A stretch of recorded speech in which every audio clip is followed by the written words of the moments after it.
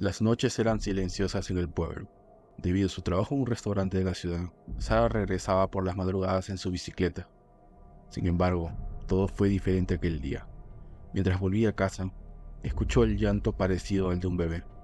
Sara se detuvo bajo uno de los postes de luz y prestó atención, pues pensó que alguien podría necesitar ayuda.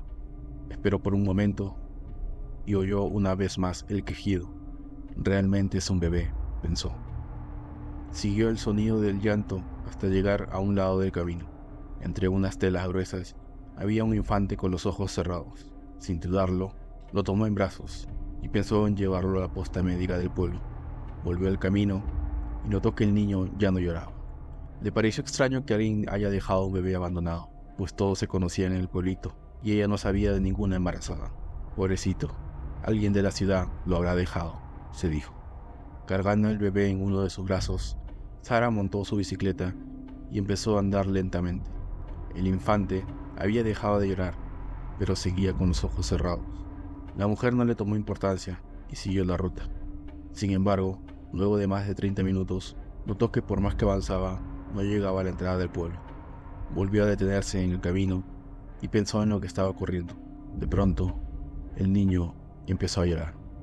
El llanto asustó a Sara y se dio cuenta que no reconocía el sendero.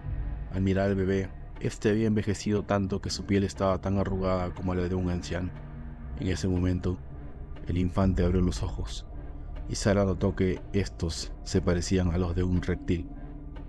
La mujer dejó caer el bebé al suelo y este lanzó un gruñido, mostrando unos enormes colmillos.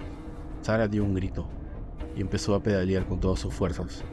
Sintió como si estuviera tratando de romper una barrera y, cuando logró avanzar, se dio cuenta que el sol estaba brillando y que había regresado al mismo lugar.